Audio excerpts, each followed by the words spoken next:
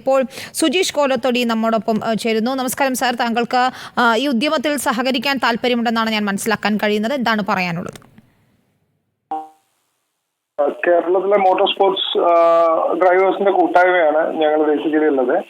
അപ്പം ഈ reporter T V അവിടുത്തെ നിങ്ങളുടെ റിപ്പോർട്ടർ രഞ്ജിത്തുമായിട്ട് സംസാരിച്ചത് പ്രകാരം 150 ഏക്കറോളം ഭൂമി നിങ്ങൾ കൊടുക്കുന്നുണ്ടെന്നുള്ളത് അറിയാൻ സാധിച്ചു. അപ്പോൾ വളരെ നല്ലൊരു കാര്യം. അപ്പൊ അതിനകത്തോട്ട് ഞങ്ങളുടെ ഭാഗത്തുനിന്ന് ഏതെങ്കിലും ഒരു രീതിയിലുള്ള ഒരു മെറ്റീരിയൽസ് കോൺട്രിബ്യൂട്ട് ചെയ്യാനാണ് ഞങ്ങൾ എല്ലാവരും ആഗ്രഹിക്കുന്നത്. അപ്പം നമ്മളെ പോലെ തന്നെ ഒരുപാട് സംഘടനകൾ ഇതുപോലത്തെ കാര്യങ്ങൾക്ക് മുന്നിട്ട് ഇറങ്ങാൻ തയ്യാറാണ്. അപ്പം നിങ്ങളുടെ എല്ലാ പ്രവർത്തനങ്ങൾക്കും ഞങ്ങളുടെ എല്ലാ സപ്പോർട്ടും ഉണ്ടാവും. സർ, നമ്മളിപ്പോൾ ഉദ്ദേശിക്കുന്നത് 150 ഏക്കർ സ്ഥലത്ത്, അതായത് സർക്കാർ ടൗൺഷിപ്പ് നിർമ്മിക്കുമെന്ന് പ്രഖ്യാപിച്ചിട്ടുണ്ട്. സർക്കാരിനൊപ്പം നിന്നുകൊണ്ട് പ്രവർത്തിക്കുക എന്നാണ് നമ്മൾ ഉദ്ദേശിക്കുന്നത്. അതിൽ 15 സെന്റ് സ്ഥലത്ത് 3 മുറികളുള്ള ഒരു വീട്, അതാണ് ഉദ്ദേശിക്കുന്നത്. എന്താണ് താങ്കൾ ഉൾപ്പെടെയുള്ള കൂട്ടായ്മ ചെയ്യാൻ ഉദ്ദേശിക്കുന്നത് എന്ന് ഒന്നുകൂടി വ്യക്തമാക്കാം. വീടുകൾ നിർമ്മിക്കുന്നതിലേക്ക് വീട് നിർമ്മിക്കാൻ ആവശ്യമായ സാമഗ്രികളിലേക്കാണ് ഞങ്ങൾ കോൺസെൻട്രേറ്റ് ചെയ്യുന്നത്. അതൊന്നെങ്കിൽ സിമെന്റ് ആയിട്ടോ അല്ലെങ്കിൽ കമ്പിയായിട്ടോ അതല്ലെങ്കിൽ കട്ടകളായിട്ടോ അവിടേക്കുള്ള സപ്പോർട്ടിന് ഞങ്ങൾ നിങ്ങളുടെ കൂടെ ഉണ്ടാവും. Okay, thank you sir.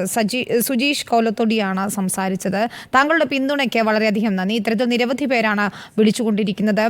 വയനാടിനെ നമുക്ക് ഒറ്റക്കെട്ടായി ചേർത്ത് പിടിച്ചേ മതിയാകും. നമ്മുടെ വയനാടാണ് എന്ന് നമുക്ക് ഓർമ്മ വേണം. അവിടെ ഒറ്റപ്പെട്ടു പോയവരെ എല്ലാം തന്നെ ഒരു കുടക്കീഴിലാക്കാനുള്ള ഉദ്യമത്തിൽ റിപ്പോർട്ടറും പങ്കാളിയാവുകയാണ്.